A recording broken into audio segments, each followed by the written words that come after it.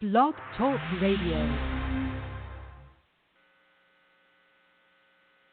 Oh, it's time to get real. Oh, yeah.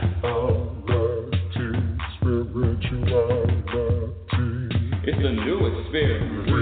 Reality, spirituality. Yeah, keep your ears open for this one, man. Reality, spirituality. You got a question for RLN? Reality, spirituality. Yeah, it's time to get some answers, baby. Reality, spirituality. Oh, now we get real.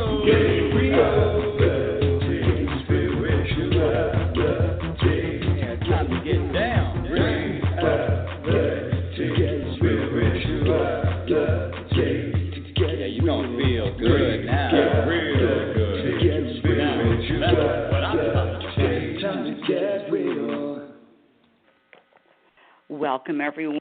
Welcome to Reality Spirituality. I'm your host, Rebecca Lynn Norrington, and I am a self-proclaimed happiness specialist. That's right. You heard it. You heard me. You heard me.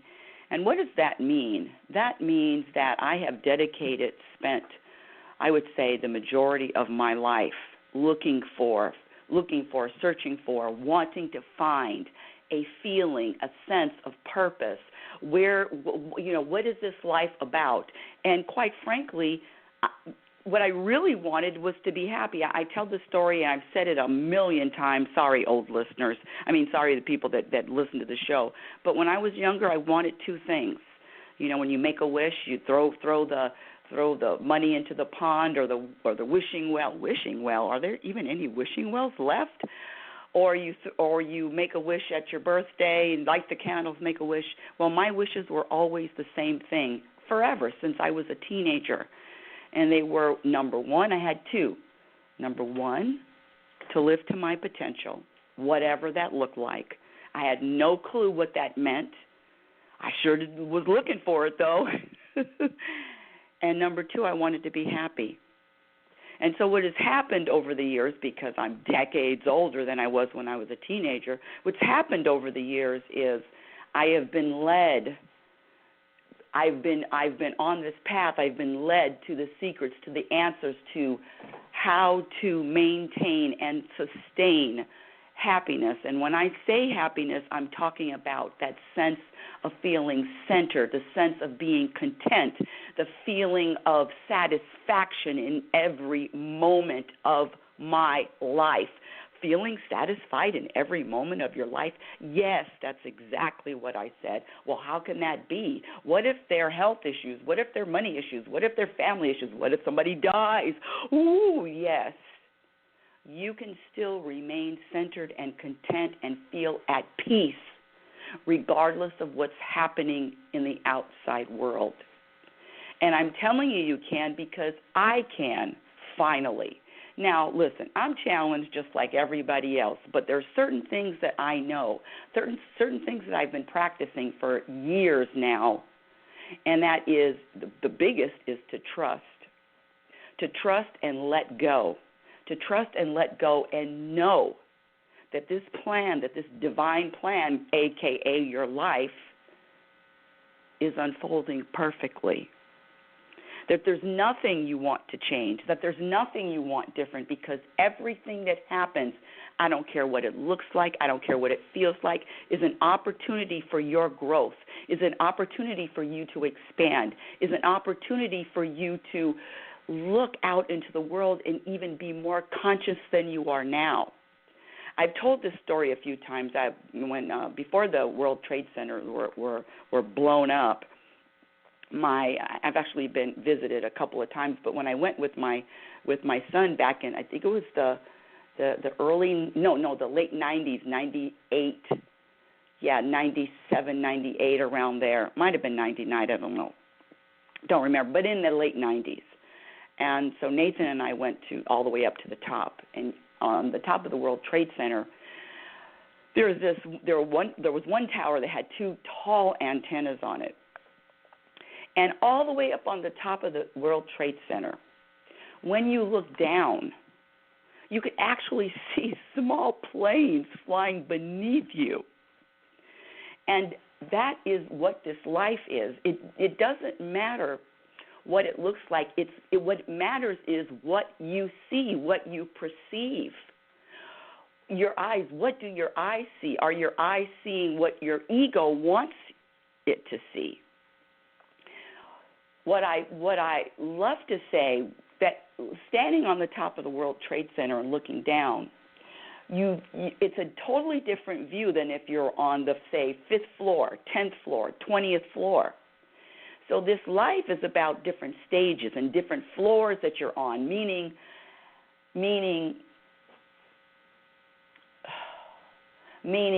how conscious are you? How deep do you know? How deep do you really want to go?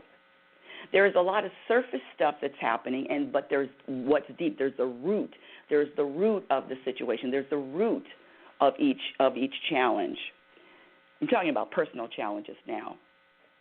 Let me use myself as an example, since I'm here. Before I evolved into the person I am right now, and who knows who I'm going to be in another week or 2 or 3 weeks, I always thought that I was the type of person. I acted like it. I walked around on this path, and I had a weapon of choice. I really did. I used a weapon of choice, and that was my aggressiveness. You know how a pit bull grabs on something and doesn't let go? Listen, if there was any kind of injustice or any kind of mistreatment or anything that I thought was unfair, trust me, people, I snapped onto it like a pit bull, and I didn't let go until the wrong was righted. Okay, which includes going to court, writing letters, talking to supervisors, all of it. I mean, I can complain to in any department. I could write a letter to the president. Don't think I haven't thought about it to complain, but what I found was, what I'm finding is that all of that. My weapon of choice. And so what I would use is, little intimidation. People are loud and aggressive. Sometimes that's intimidating. And I loved every minute of it. But guess what? It wasn't me. That's not who I am. I thought that's who I was, but when you make the decision and the choice to commit yourself to personal, spiritual growth by looking in the mirror and realizing that none of it is out there. All of the issues, all of the challenges are really internal. I was talking to my son the other day, and he was saying, well, yin and yang, internal, external. Well, quite frankly, the yin and yang is all internal. You can change, you can make the shift in your life in 2 seconds just by shifting your perspective. Hey, RS. And so it's really about practicing. Can you shift your perspective in any second to give yourself the sense of okay, feeling good, everything's all right. And there's no better example than this election that's going on right now. I have always been very diligent, patriot. I vote. As soon as I turn 18, I voted. And I have to say that everybody that I voted for hasn't been elected. Get it? And this year won't be any different. But back in the 2008, 2012 election, the country was divided. Just so divided with the candidates, and quite frankly, it's even more divided now. Now, the problem for me, and I'm only going to speak for myself, for me comes because being a quote-unquote patriot American, I really used to be attached so attached to my choices and thinking that my choices, well, who knows, my choices really are going to make a difference in something that I have no control over, a.k.a. an election. I'm really just speaking about the election. But the problem with this one is the candidates are so polarizing. They're both so, how do we put this if you're a happiness specialist? They're so themselves. And everybody, the people that I talk to, and I really don't do a lot of talking. I actually had a conversation yesterday, which I had to cut short because it's okay, let me just get back to my point. My point is that because these people, the two candidates, are so polar, either you're behind one or you're, in other words, your feelings are so strong for either one, and then there's this big disdain and disrespect and can't stand and all the other one for the other one, and all of that is actually going to be subtracting from any kind of peace that you have. Now let me just get right down to what I do and what I've been doing.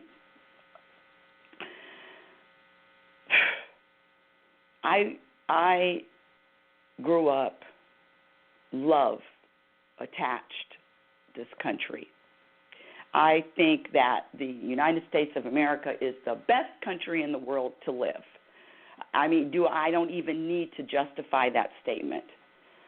So my thought, when all of this happened and now we know who's running, comes back down to that. Okay, America. This is my rationale. Who loves America more, right? A or B? And you notice I'm not saying anything about either candidate because that is not the point. Everybody's going to vote whichever way they want to vote, and that's not my issue. That's not my point. But I tried to think of who loves America more. Okay, so now that was my mindset a few months ago, and I came up with an answer in my own head. But what happened was I watched a couple of interviews. I don't even think I saw the first debate, or I saw a little bit of the second, definitely not the third. Because I listen to talk radio, so I hear about it. I hear the reports back. And quite frankly, my dear audience, I can't listen. I can't listen. I can't turn it on. I can't have a conversation. I mean, I can, but my vote is going to be my vote without any kind of attachment to an outcome. See, when for me, this peace is so important, more important, quite frankly, my personal peace is more important than any presidential election for myself. I mean, listen, I'm voting, but what I'm bringing into the world, what I contribute to the world is going to be peace. I've committed to that. In every waking hour, what I contribute to this world is acceptance and peace. That's what I'm contributing, period. And so with that said, of course, I think that one of the candidates is going to be a better fit. Quite frankly, looking at the whole picture, it's like the evolvement of reality TV. And it reminds me this what's going on right now in the country is really a reality TV show. And I don't know about you, but my first introduction to reality TV was Jerry Springer, and it has just gone crazy after that. So when I look at reality TV, I looked at reality TV because I have one television reality TV show. No, that's not true because I like Survivor too. Okay, so I have two reality TV shows that I watch, and I watch them because they're entertaining. To me, I think it's entertaining. And this reality TV show that we have going on in the country, for some reason, people are taking it very seriously. So seriously to the point where a man, because I'm in California, a man here in California actually took a pitchfork. It was a hammer on one side and a pitchfork on the other, and he took a video of destroying Donald Trump's star on the Hollywood Walk of Fame. Now I don't know why some of these people have stars on the Hollywood Walk of Fame anyway, but that's neither here nor there. That's another show. But okay, so that happened. Then I don't know, but out here in California, people put signs on their front lawns of who they're voting for in their businesses, and there's countless news reports about people's property getting vandalized. I mean, it's just so much. I don't want to use that word, but I'm going to use hate and disdain going on. And why? What is that? It's like the country, or it's like a child having a temper tantrum, and the temper tantrum you can't quiet them down. It's just a tornado. It's a natural disaster that when is it even going to end? And getting caught up in that and wrapped up in that emotionally is just something that I refuse to do. And I refuse to do it because it's just a choice. It's a choice of, listen, let me just back up really quick. Let me just say something about yesterday. I was actually at the office and I was typing. And so there was, when I say office, I mean my library. I call it my office. And I was typing, and then this young woman, when I say young, she's probably in her mid-30s or so. And I don't know why she started talking to me, but she did. And this election, and what I'm going to do, and I don't know who to vote for. And I guess I responded to her when she says, I don't know what I'm going to do. Because let me just be honest. Even me, somebody that steps out of and doesn't talk about or opinions about religion or politics or all of the things that are just hot, topics that cause problems or cause drama or cause conflict. But when she said, I don't know, I'm raising my left hand here. Yours truly, happiness specialist, tried, tried to make an argument or a persuasive argument to vote for who I think would be the better president for this country, okay? And I'm laughing because it doesn't matter what I think. It doesn't matter who how the heck, I have some kind of power over what's going to happen to this country. Because like anything else, what is really happening is just a change, a shift. There's things that are temporary, and there are things that are permanent. Temporary are election, people, the time I'm going to be here on this planet. Even the sun. The sun itself is going to be temporary. I mean, billions of years it's going to burn out. So whatever is temporary, and if I'm personally involved or investing any time in anything that is temporary, I got a problem. I'm going to have a problem. That's just me. I'm going to have a problem. if I put my anchor or toss my anchor into anything that is man-made and temporary, it's just a matter of time before I'm miserable, upset, off balance, disappointed, all of that. So while I was trying to persuade with a couple of, I've thought about it, a couple of my key points, it wasn't working, audience. Clearly, the young lady that said she didn't know who she wanted to vote for, clearly that wasn't the truth because she came back with points about the opposite candidate and then proceeded to go on and on and on and on and on, just like I'm doing, and on about why. And I said to myself, it was just a reminder. When you talk, when you speak to someone out loud, and you talk about opinions, okay, your opinions,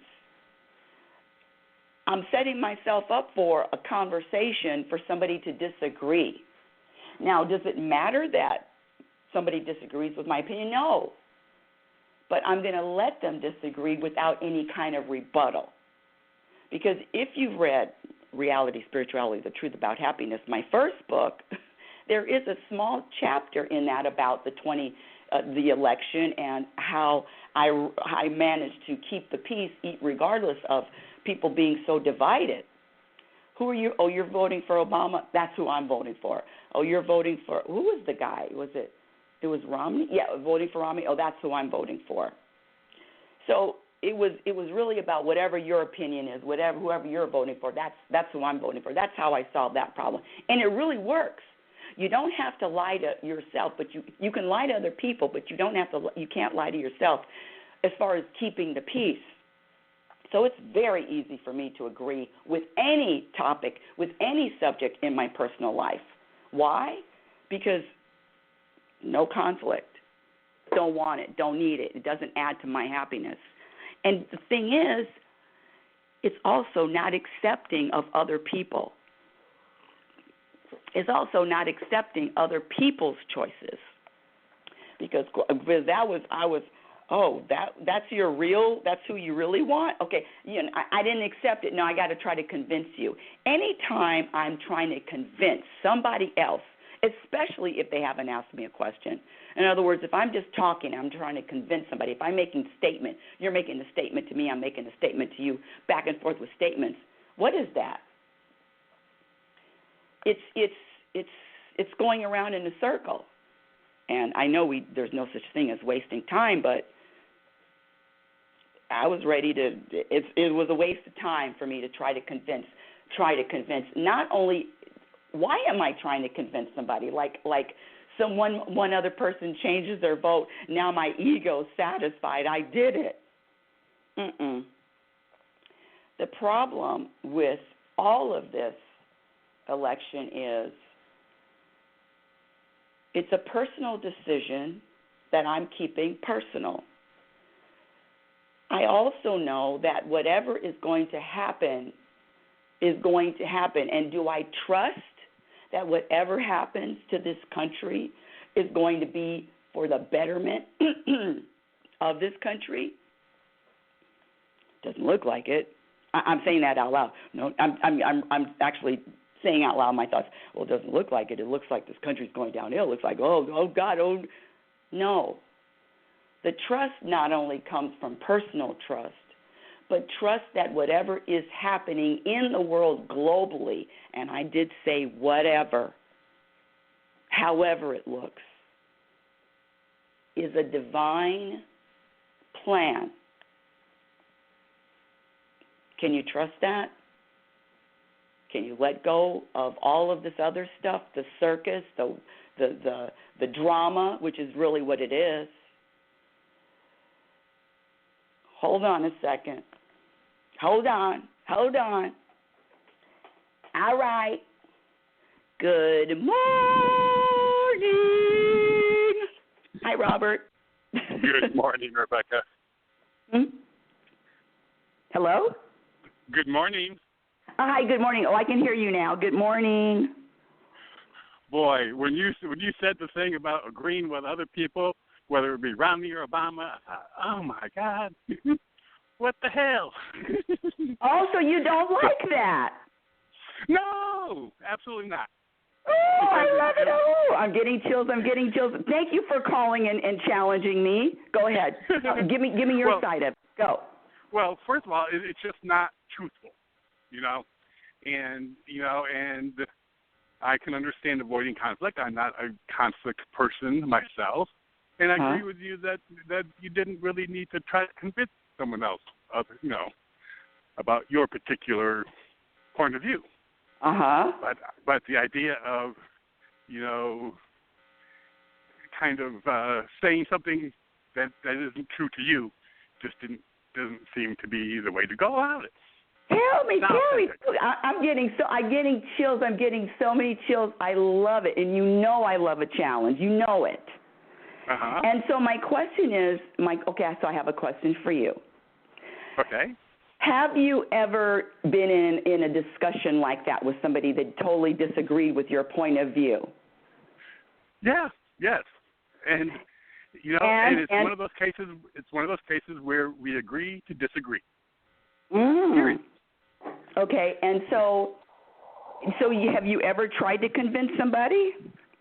I would say I used to, but like you, I don't do that anymore because, it's really. It's not about me. And people choose, they make their own decisions, and they'll have their own reasons.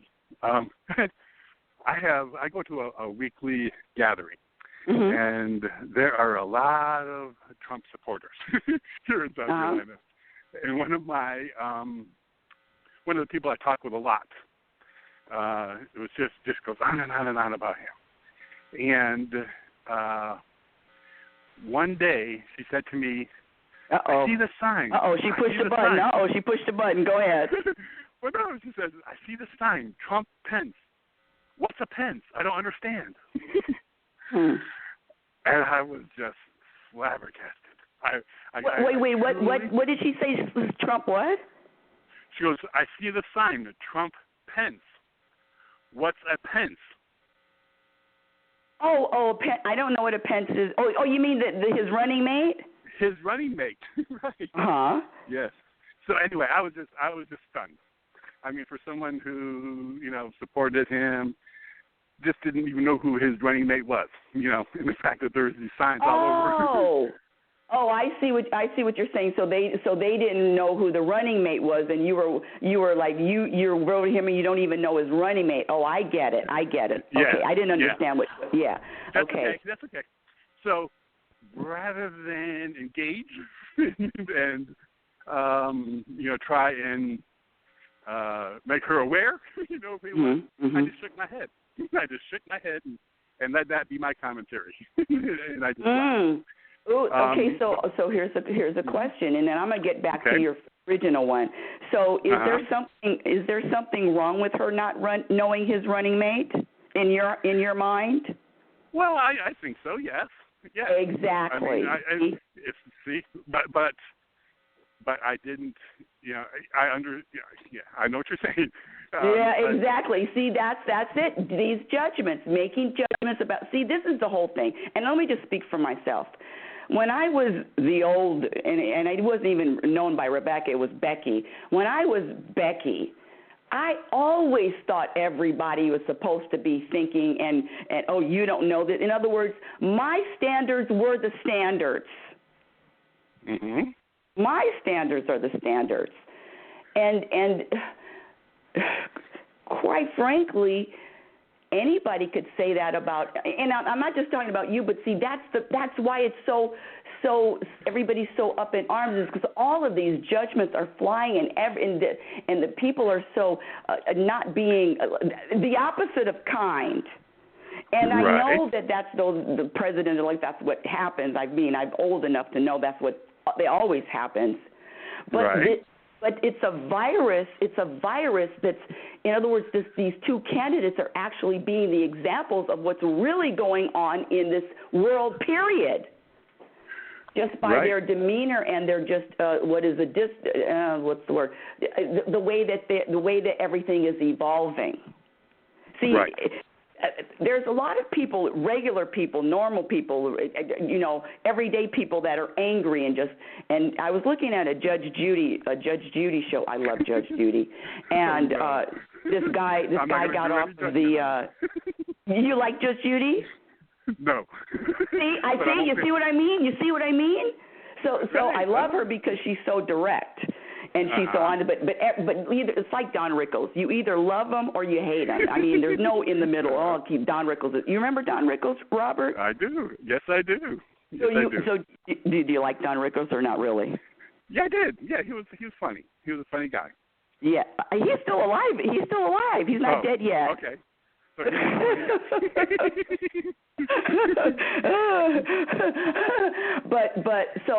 So what I realize is there's so many different tastes, and unless I'm in anyway. Okay, let me get back to the point. The point is the judgments. And so looking at this world, and so I was looking at Judge Judy, and this guy. It was a traffic story, and this guy was on the freeway, and another guy was on the freeway, and so guy A and guy B, guy A cut across guy B 3 lanes and got off the freeway. Now guy B was pissed, and so guy B followed this guy because he was angry at the way he was driving, followed him all the way to a convenience store and got out of his car and started yelling at him and berating him. The bottom line is just the temperament of people to follow and get out and argue and really be so angry. And Judge Judy said, why did you follow him? You had a choice. You could either get his license plate and call the police, but what is this following? Trying to intimidate, trying to bully, trying to do all of that to this guy. And my point is, this world is just reacting these days. Everyone's reacting. Not everyone, but people are reacting. And they're reacting with their emotions, and they're reacting with their egos, and they're reacting with emotions that are not grounded in universal concepts. Because, quite frankly, the universe could care less. This isn't a universal issue. And when it's, I don't know. Am I making any sense? Go ahead. Please stop me. I know what you're saying, and I agree that people are emotional. Yes. And attached to an outcome. Yeah. First of all, as far as my take on why we have the candidates that we do is to raise awareness, collective awareness, in not only in our country but in the world about the characteristics that we really want to see in leaders. And this is, in this case, it's showing the characteristics that we don't want, but it's but by having them as examples of what we don't want, we become clearer on what we do want. Nice. You know what I'm saying? And I think the emotion is necessary because it's what is going to be required to mobilize and make change. The structures that we have aren't working, obviously. Right. We hear about that all the time. So in order to make changes, you kind of have to have an uprising of sorts, a collective will to make changes. And emotions are what drive people to take action. So I think that's important. It's necessary, at least from my point of view. Okay, let me say this, and I'm hearing what you're saying, and I can counter with, because I used to get a lot of stuff done with my emotions and with a lot of energy, but the emotion was caught up with the ego, with like I used to put on a lot of talent shows. I used to produce and direct talent shows, and putting on a show. Oh my goodness, auditions and the day of, and all the things that happen. Well, I wasn't very peaceful, very calm. I was really, okay, this has to get done. Let's go. I know what you're talking about, that emotion, but again, the emotion, if it's an emotion of for me of anxiety, and it's not done, and I could do the same thing with a more peaceful emotion, but still have the intention of getting it done. But there's a difference between getting something done quickly and getting something done, gotta get it done, gotta go, that kind of emotion. That's what I'm talking about. And so the emotion, but I don't believe that the emotion of anger or the emotion of something's wrong, now we got to get it done right. I don't think that's necessary. For me, that kind of emotion is not necessary to make any kind of changes or to get anything done in this world, because inspiration isn't really emotional. It's just what is. The creation of this earth wasn't emotional. It created an explosion, but it wasn't emotional. I don't know. It's just a different take on it. And I just see people just getting angry and making so many judgments for what reason. And when you do make judgments and when you do get angry and when you do have the emotion, like, so what's going to happen, Robert, if the person that you want doesn't win? How are you going to feel about that? Right. And see, no matter who wins. No, I know what you're saying, and okay. I'm going to answer it. No matter who wins, there is going to be the, quote, losers, or the people who are attached to the person who did not win, are going to, they're going to feel slighted. They're going to want to change whatever they see as being the reason for their candidate to lose. So okay. So you said something. You said they're going to feel slighted. So I guess you're thinking to yourself, you're going to feel slighted, because we can't say what anybody else is going to feel but ourselves. So you're going to feel slighted then if your candidate doesn't win? No, not at all. You said people are going to feel slighted. I believe. Well, from what you see, I mean, you mentioned about the guy who took the sledgehammer to Trump's star, And so what I'm saying is that feeling of being slighted is not even necessary. I know the masses are going to be exactly what you're talking about. Okay, you're absolutely right. The masses are going to feel all of those emotions because they're not connected to anything greater than this man-made world. Correct. And that's what I was saying. So, me personally, no. I'm along with you in the sense that, whatever the outcome is meant to be, and whatever results follow, are part of the plan, whatever the plan is. Right. So my question is, I don't think unless people are realizing the truth between what's external and what is going to shift and what is changed. In other words, putting any kind of emotion or any kind of attachment in awards, in presidential elections, in money, in what you're accomplishing, all of this stuff, putting any kind of investment in that, going to crash and burn one of these days eventually. That's just a fact. If you're all in a man-made world, you're crashing and burning all the time, just like the candidates are crashing and burning. Am I right? That's a possibility. That is a very much. I think to try and believe that the mass of people are going to, especially looking in today's environment, are going to be able to separate ego from their reality. I think that's a huge step that I don't think we're anywhere near at this point. Mm-hmm. My point is that it's kind of incremental. You know what I mean? It's kind of like you raise awareness, you take action, step by step. The first step is just being aware,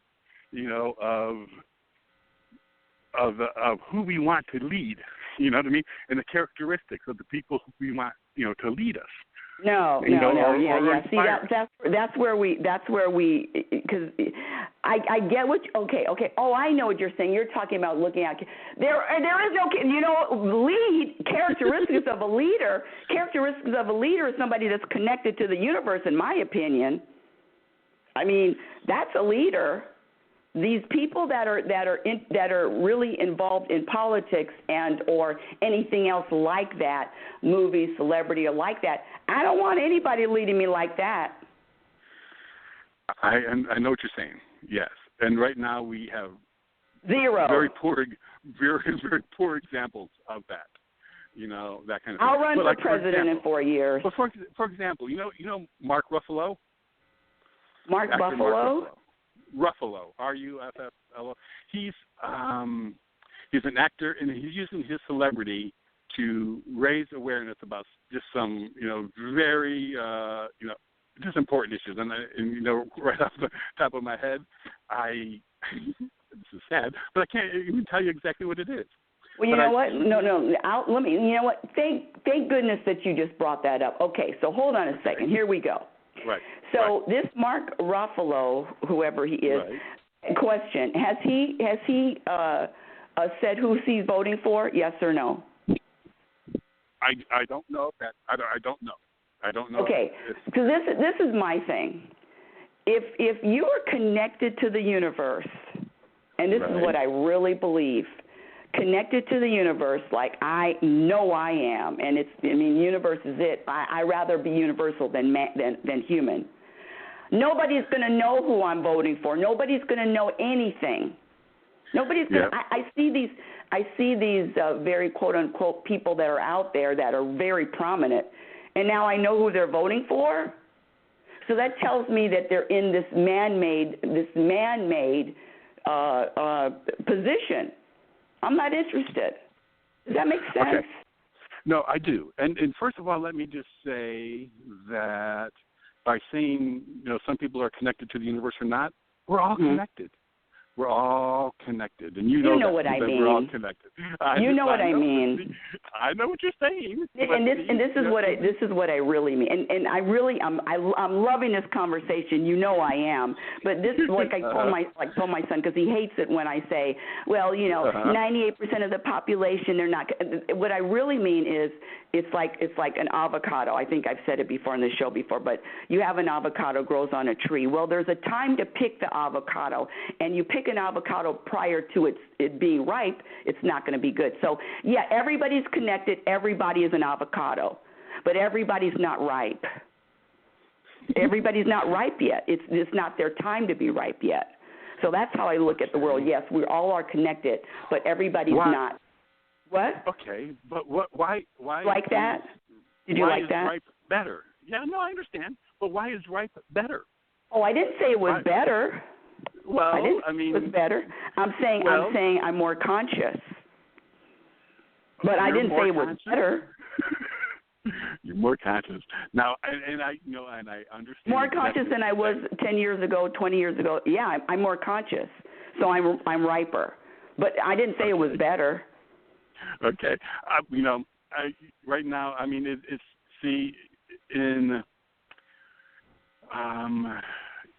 love you. By the way, I forgot to tell you I love you. Oh, I love you too. I'm going to throw that in. Go ahead. Go. And I love our, our discussion. Yeah, sure. But the one thing that that I'm conscious of is to be aware that that first of all that we are all connected, and that being more conscious myself doesn't, or being more aware of my place in the universe, or what I'm what I am, what I want to exhibit, what I want to be, particular life, that's great, and that's great for me. But there are other people who have just as an important role in being less conscious. Oh, not if they're causing division and drama. Well, but see. No. Strike that. That was wrong. I'm sorry. Strike it. No, I'm wrong, because division and drama, if that's what's happening, that's what's supposed to be happening. You're right. Right. Okay. And see, it is one of those things where, if you don't have darkness, you can't appreciate the light. You know what I mean? So each has their own role in this play of life. You know what I mean? And sometimes some people are the protagonist, and some are the hero, so to speak. Right. Well, but you see, okay. So did you see what I just did? I said not if they're dividing and not if they're causing drama, and I stopped myself because even the drama and whatever they're causing is supposed to be happening. Right. Exactly. Yeah. Yeah. Yeah. So even the drama is supposed to be happening, because it's a bigger plan. It's a bigger plan. Right. And and that's in the play of life, that may be a scene that you don't have to participate. You can choose to participate or not. I like you choose not to participate in drama. But that's my choice, and I surround my people who are not as dramatic. What about do you still participate in judging other people though? That was a backwards bat to the head when you weren't looking. It sure was, boy. Come on. You know what? That was very judgmental. That was very judgmental of you to say that to me. Come on. No. Are we the best? Are we the best or what? We're the best. I work hard at not doing that. We all I think have been raised, in an environment in society where judgment is rampant. Well, when you stop judging yourself, you'll stop judging other people. That's a fact. That's true. That's very true. Hey, Robert. Yes. So I want to say this, since people have been listening, I just want to give the last version of this health thing. So I have one more test, believe it or not, because all of the tests came back for the biopsy and all that. But for some reason, they're saying my pancreas is a quote unquote abnormal size, so they don't know why. And they definitely want a definitive answer to that. So can you believe one more test, and they're going to take a camera and also take a biopsy of specifically the pancreas. So maybe in 3 weeks. But in the meantime, since I really haven't gained a lot of weight yet, but in the meantime, I'm taking these steroids. So if because they're thinking about it's inflammation of the pancreas. But anyway, so that's where it is, and whatever. Damn universe. Ooh, did I say that out loud? Oops. Well, but through all of that, like you said, you gained a stronger connection with your mom, than what she went through. So I mean, there was a positive to that, in that particular relationship, even though it may have been hell you went through, but that's that was one of the positive side effects, I guess, of it. Listen, hell, all of you listeners, and really get this, growth, for me, is always uncomfortable and it feels like hell. I'm just letting you all know that. So when you jump on the train, it's very uncomfortable and it feels like hell, at least for now. But then when you really sit in it, and I just change my perspective, and I know that I'll be at another level of consciousness, which isn't good or bad. It's just another level. And so then when you really have that insight and you realize that everything really is happening for my betterment, right. I already gave up. I'm good. Thank you, universe. Whatever you got, I'm ready to accept it. Darn it. Yeah. Well, and I mean, you just gained so much through going through that. You know what I mean? As far as and when it comes to speaking with others who will go through that you'll encounter, you'll be able to speak from a very personal point of view and be able to help guide them and help them recognize what you recognized, what helped you through it. I tell them right now, I said, listen, just trust and let it go and just move on. Yeah. But you knew how hard that was hard for you, though, wasn't it? I mean, it's hard. It's hard to do that. It was very difficult in the beginning when I didn't know what was going on. This being okay with uncertainty, and I didn't know what was going on.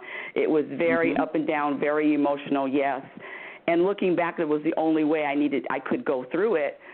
But with anything with this life, it's either, it's highs, it's lows, and everything in between. And know that the highs don't last and the lows don't last. And so always rejoice quickly, recover quickly, and keep it moving, people. Keep it moving. Yep. Everything is temporary. Everything is temporary. Yes. Thank you so much, Robert. Do you have anything else? No. I just had to challenge you on that one thing, and look where it went. Okay. So you know what? Let's go back to that because you challenged it, and I just want to go back to it really quick. This because you said about lying to yourself and lying to others, and I totally get that. When I tell people that concept that I do, I can lie to others, but I can't lie to myself.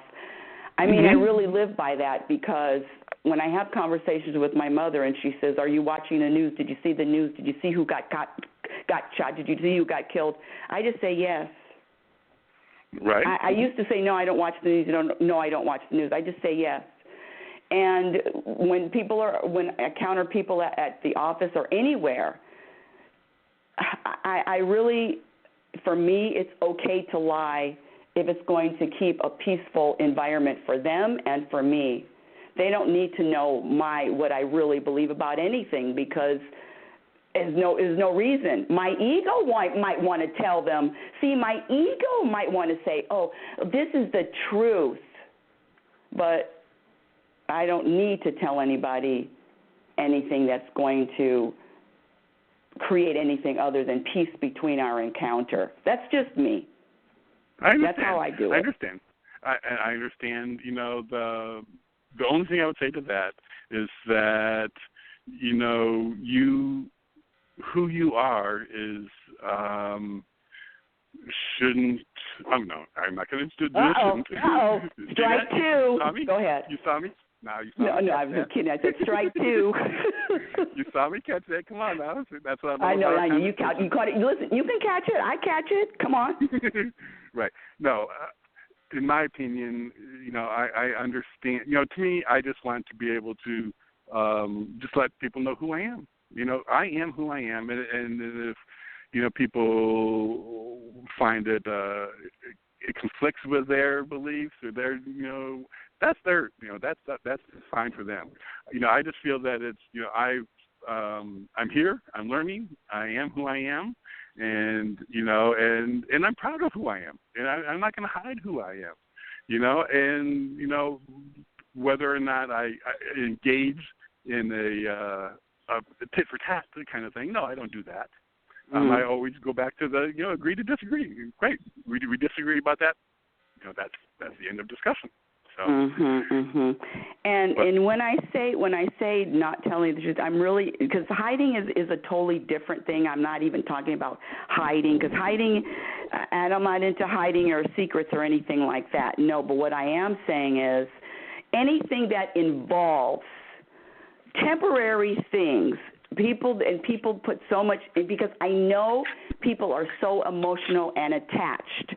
I know it. Right. I can see it. I sense it. But I'll tell anybody who I am.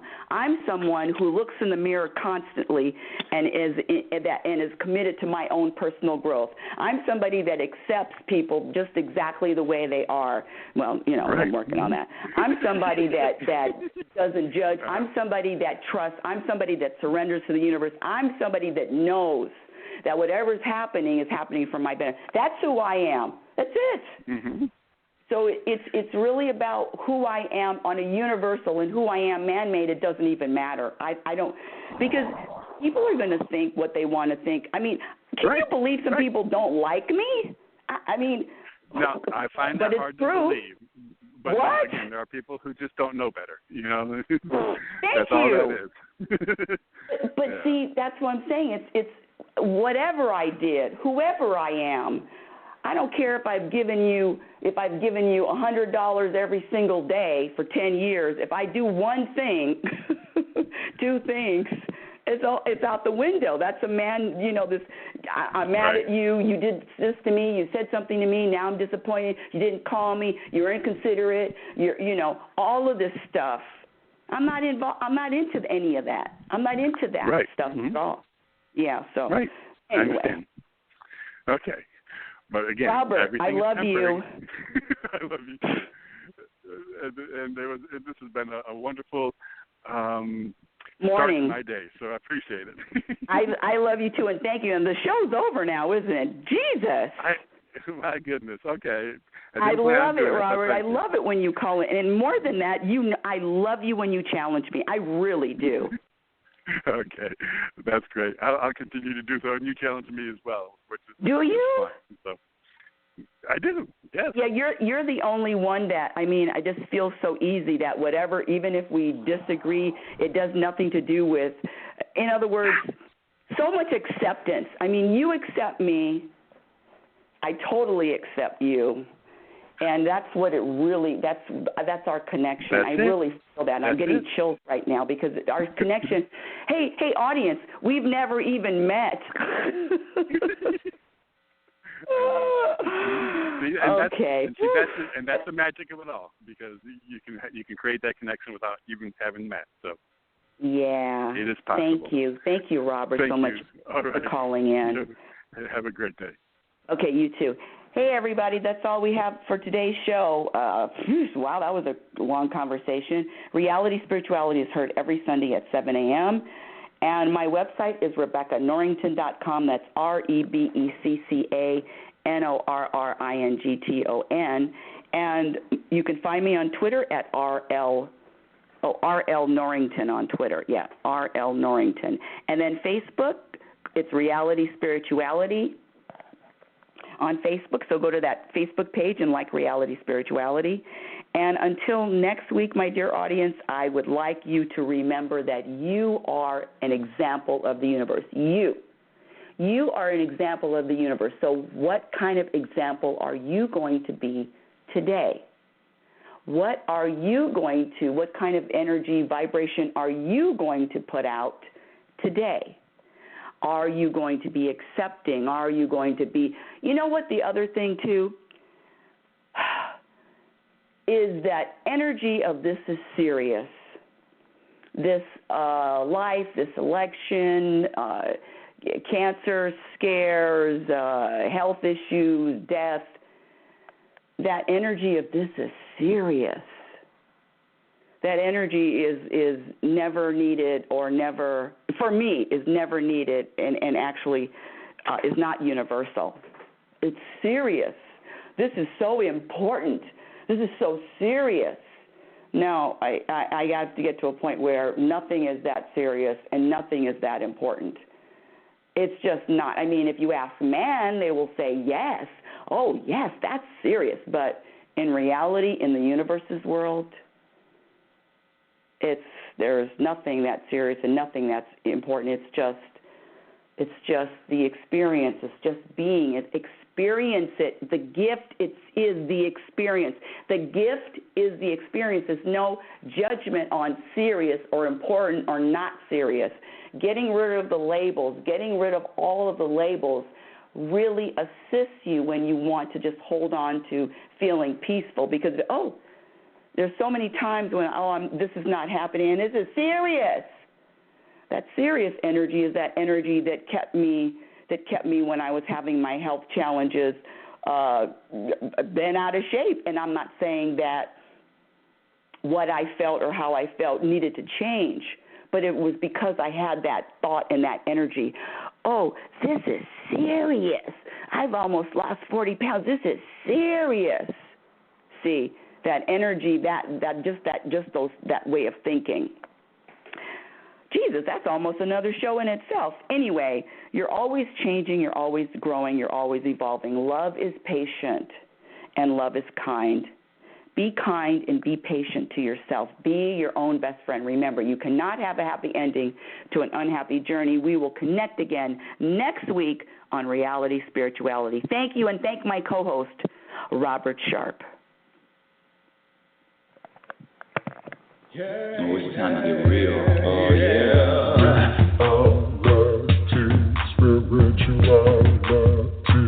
It's a new experience. Reality Spirituality. Yeah, keep your ears open for this one, man. Reality Spirituality. You got a question for RLN? Reality Spirituality.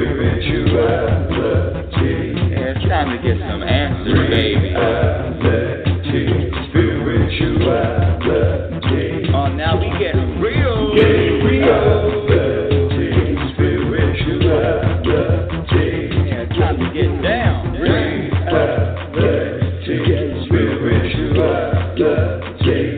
Yeah, you gonna feel good now. Real good. Now, that's what I'm talking about. Time to get real.